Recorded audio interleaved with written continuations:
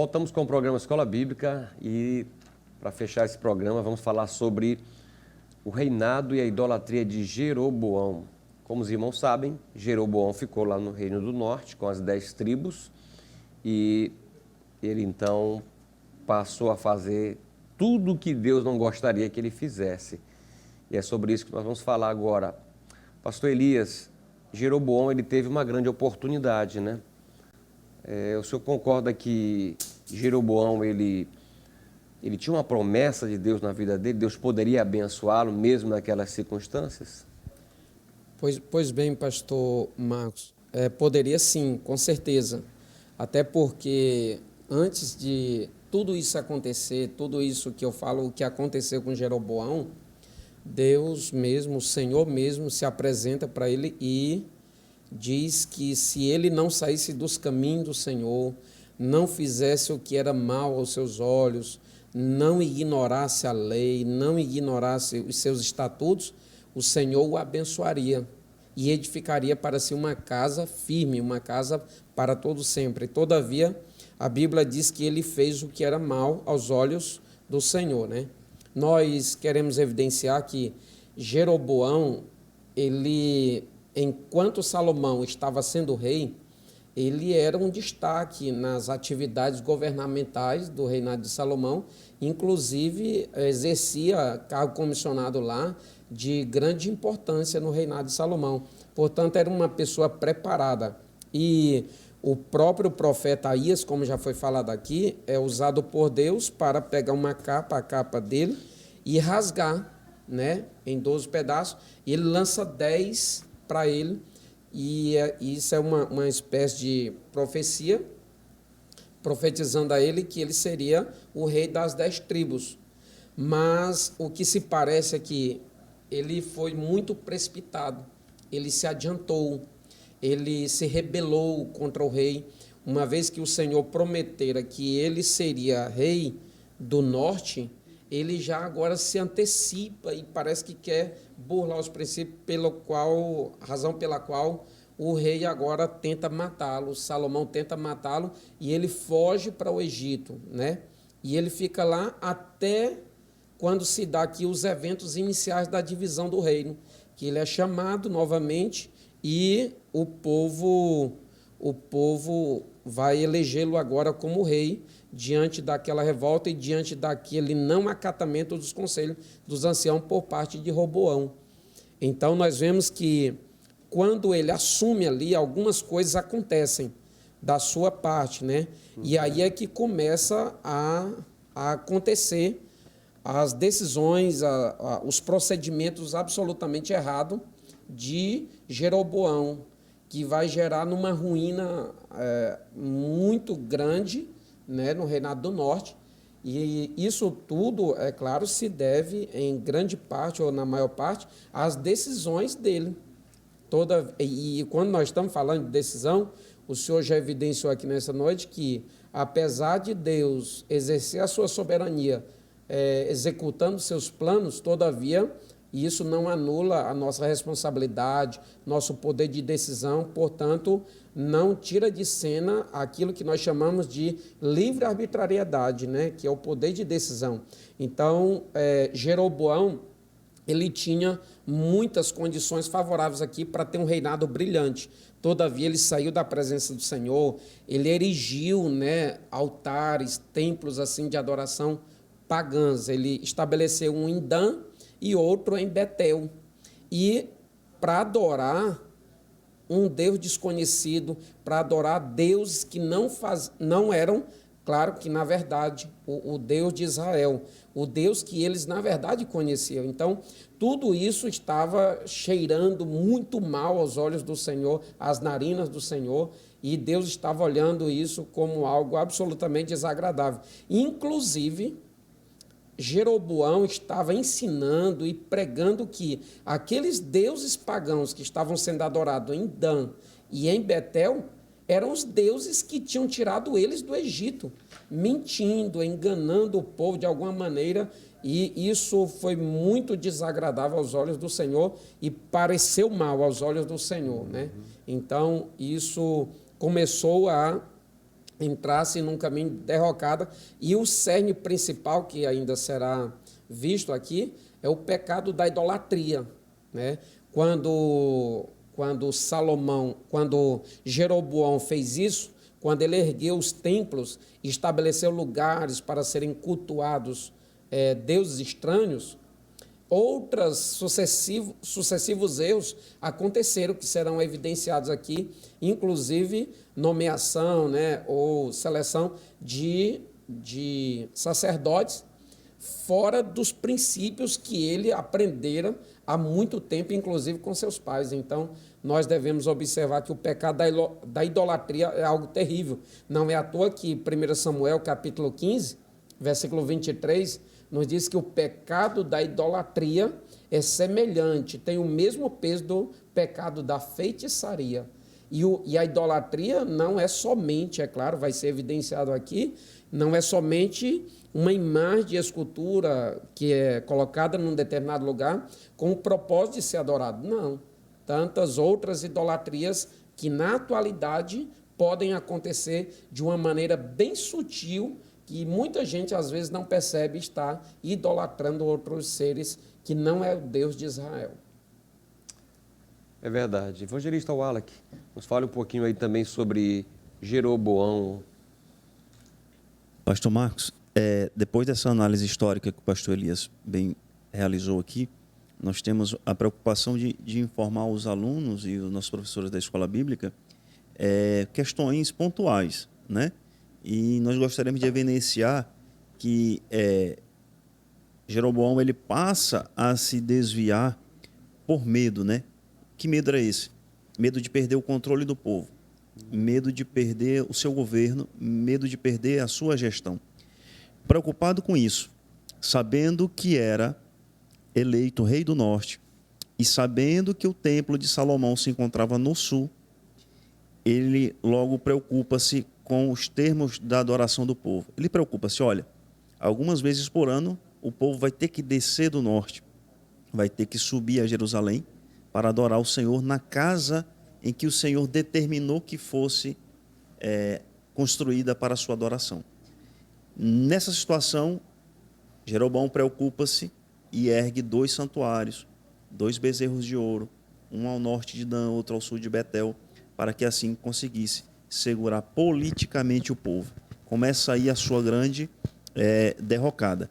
Jeroboão, numa linguagem bem simplista, ele cria para aquele momento uma nova forma de religiosidade. Aquilo que havia sido pré-estabelecido através de Levítico, através de Deuteronômio, através das leis que Moisés recebe, ele joga por terra e cria uma religiosidade própria. Como o pastor Elias bem disse aqui, se enveredando pelo caminho da idolatria. E uma coisa nós conhecemos, você conhece, nós aqui também conhecemos e sabemos, que o nosso Deus, ele não admite que a sua glória seja repassada a outro. Assim como está escrito em Isaías 42, verso 8, diz assim: eu sou o Senhor, este é o meu nome, a minha glória, pois a outrem não darei, nem o meu louvor às imagens de escultura. Veja, perceba a importância do tema que nós estamos tratando aqui, onde Jeroboão se insere, onde Jeroboão é inserido, e por conta disso vai pagar com a sua própria vida e a vida de seus familiares. Diz assim em 2 Crônicas, deixa eu olhar aqui, 1 Reis, verso 14, diz que Jeroboão teve o filho, seu filho Abias, doente, e o profeta Aías já estava ruim das vistas por conta da idade, e ele manda que a sua esposa vá consultar ao profeta sobre a saúde do menino. E a esposa de Jeroboão, ela se disfarça.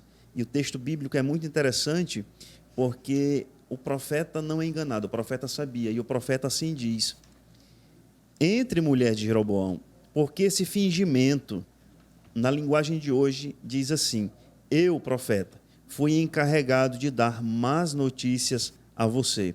Mas na frente, ele acrescenta no verso 10: por isso, trarei desgraça à família de Jeroboão, matarei de Jeroboão até o último indivíduo sexo masculino em Israel, seja escravo, seja livre. Queimarei a família de Jeroboão até o fim, como quem queima o esterco.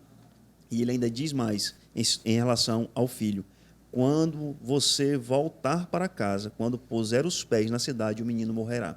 Como assim, de fato, aconteceu. Tamanha a ira do Senhor com a idolatria de Jeroboão.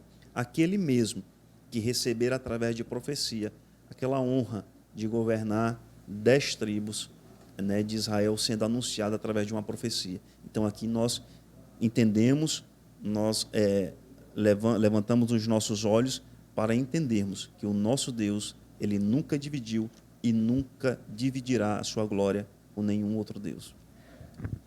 Maravilha, isso mesmo. Interessante esse aspecto aí colocado pelo evangelista Wallach.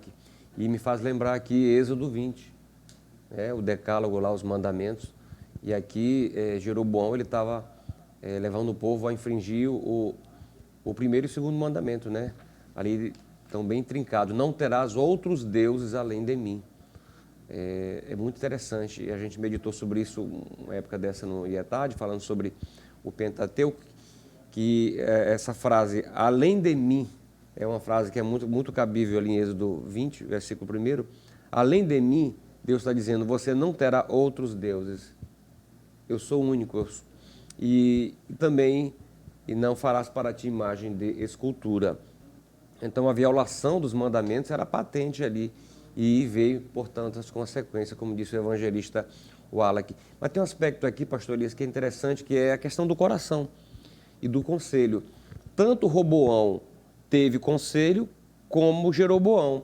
Eu percebo aqui no texto bíblico, no versículo de número 26 aqui, da leitura bíblica, você pode perceber que disse Jeroboão no seu coração. E aqui a gente abre um parênteses para esclarecer que Jeremias 17:9 diz, enganoso é o coração. Então temos que ter cuidado com o que vem no nosso coração. E o versículo 28, pastor, ele diz assim, pelo que o rei tomou conselho e fez 2 bezerros de ouro. Então ele se aconselhou com alguém que deu também um conselho errado. Eis aqui a vertente da nossa lição. Tanto um quanto o outro tiveram conselhos e que, infelizmente, levaram ele para caminho bem difícil, né, pastor Elias? Com certeza, pastor Marco. É o que nós falamos agora há pouco sobre o mau conselheiro, né? Os maus conselhos, o conselho sem qualidade, como evidenciou o evangelista Wallach. Nós vemos que a idolatria, ela é danosa, ela é prejudicial, ela é nociva em todos os aspectos. Na atualidade, nós podemos ver que, bem como antes, a idolatria, ela existe quando existe a relação entre um ídolo e aquele que admira o ídolo, que coloca, né, a sua ênfase no ídolo. Ou o ídolo é o elemento primeiro, ou que assume a primazia nas atenções de um determinado ser. Do ponto de vista hebraico, a palavra ídolo significa detestável. Algo que aos olhos de Deus é detestável. Isso pode muito sutilmente acontecer no nosso coração. É por isso que Salomão fala em Provérbios capítulo 4, versículo 23, diz assim, de tudo que se deve guardar, guarda o teu coração, porque dele procedem as saídas da vida. Quando Jesus fala lá em Mateus, né, no Sermão da Montanha, sobre a questão do dinheiro no coração, o dinheiro pode ser um ídolo, um ídolo muito facilmente. Uma pessoa pode se tornar um ídolo de uma outra pessoa, um objeto, muitas das vezes. Então, aquilo que no meu coração, que é o local, que é o lugar onde Deus quer ocupar e deve ocupar, que é a fonte das saídas, que é de onde emana as nossas decisões, as nossas atenções, né? Tudo aquilo que nós agimos ou reagimos, então, provém do coração. É nessa plataforma do coração que o adversário quer estabelecer o seu trono, quer estabelecer, né, e colocar um ídolo. E nós devemos tomar muito cuidado com isso na atualidade, porque há muitas pessoas que, por exemplo, apesar de estarem na igreja, adorando a Deus, aquele negócio todo, elas têm ídolos e elas nem param para pensar sobre isso. Há muito tempo, haviam pessoas que até colocavam-se quadro de artista quadro de determinadas figuras, assim, pessoas do meio, pessoas falíveis, Famosa. pessoas perecíveis, colocavam em lugares de destaque da sua casa, e aquilo ali era tratado com um maior brilhantismo e tudo, porque é um ídolo, e a pessoa entrava em delírio quando tinha, por exemplo, numa eventualidade, uma possibilidade de entrar em contato com essa pessoa pessoalmente, digamos assim. Então, isso é um ídolo e isso é idolatria também. Então, nós devemos tomar cuidado para não ser levado por esse sutil pecado, né? Ou pela sua sutil manifestação, a sutil manifestação da idolatria. Só ressaltando bem rapidamente que 1 Coríntios capítulo 6, a autora do versículos 9 e 10, diz que os idólatras, eles ficarão de fora, eles não entrarão no reino de Deus, no reino dos céus. Maravilha. Cuidar do coração é algo muito importante, né? E a gente recorda também que a gente precisa também ter muito cuidado com os conselheiros, né? Então, parece que a palavra hoje falou muito nesse sentido, né, evangelista Wally? Perfeito. Perfeito. Nós tratamos de coração na nossa leitura bíblica em classe e tem um provérbio 28, 26 diz assim: o que confia no seu próprio coração é insensato, mas o que anda em sabedoria será salvo. Maravilha. Muito embora você possa estar interpretando que nós não devemos fazer uso do nosso coração, o provérbio aqui ele está se direcionando às nossas emoções, propriamente dito. Ora, nós analisando aqui através das figuras de linguagem, nós sabemos que, por vezes, nós tratamos o nosso corpo como o templo e morada do Espírito Santo, outras vezes nós tratamos o nosso coração como a moradia de Deus. E a interpretação que você tem que ter para esse provérbio é que é insensatez confiar nas suas próprias emoções, aquelas emoções cotidianas, rotineiras, rápidas, que te pegam de surpresa.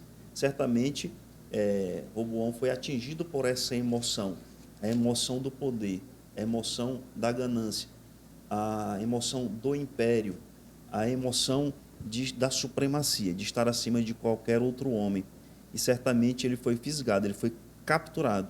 Não deu atenção ao provérbio, né, escrito pelos seus próprios familiares. Então, dessa forma, nós concluímos essa lição dizendo para você: guarde o teu coração, guarde, seja sábio e aprenda a discernir. Faça uso dos dons espirituais que você aprendeu na lição passada, do discernimento. Aprenda a discernir os bons conselhos dos maus conselhos e os bons conselheiros dos maus conselheiros. Maravilha.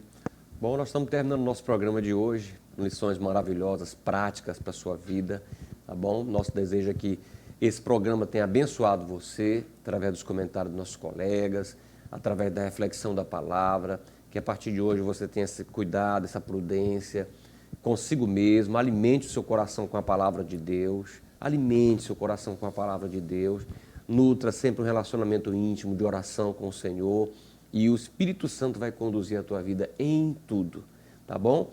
Quero mandar um abraço especial aqui para os irmãos que nos assistem, né, pastor Elias? Temos vários irmãos acompanhando, já estamos no finalzinho aqui, mas eu quero mandar um abraço aos irmãos lá do Templo do Novo Horizonte. Temos uma escola bíblica abençoada, coordenador pastor Josélio e Girlan, Antônio Cabral e Batista. Mandar um abraço para os alunos, principalmente para aqueles alunos que já estão ali na terceira idade, que se dedicam, na pessoa da irmã Maria Resplandes, da irmã Mariquinha, da irmã Beth Resplandes. Nosso abraço todo especial aos alunos da escola dominical em toda a cidade de Marabá. Tenho certeza que essas lições vão edificar a vida da igreja nesse trimestre e vai ser uma bênção, né, evangelista Wally? Eu queria que o senhor concluísse orando conosco. Fique à vontade também, se quiser mandar um abraço para alguém. Um abraço aí para os meus familiares, Simone, Sara e Lara, minha sogra, Marieta, meu sogro Ferente, que estão nos acompanhando de São Luís, no Maranhão. Estão hoje lá, nos acompanhando de longe. Muitas pessoas de outros estados estão nos acompanhando. Nós agradecemos muito a Deus por isso. Vamos orar? Senhor Deus, nosso Pai, nós te louvamos, te agradecemos, enaltecemos o teu santo nome, porque sabemos, Deus, que essa programação é tua, para a honra e glória do teu nome. Que os telespectadores possam aprender cada vez mais da tua palavra. Visita cada coordenador, cada professor, cada aluno das nossas escolas bíblicas. Senhor, dá sabedoria ao pastor Sales Batista para que ele possa Abençoa continuar teu nos servo. mantendo aqui como fontes de conhecimento, Senhor, Sim, de Jesus. estudo, para que possamos levar a Tua palavra Sim, a Pai. todos os Teus servos em Marabá. Nós te agradecemos tudo isso em nome do Teu Filho amado, Senhor Jesus, Jesus de Nazaré. Amém. Amém. Glória a Deus. Até o próximo programa, se Deus quiser.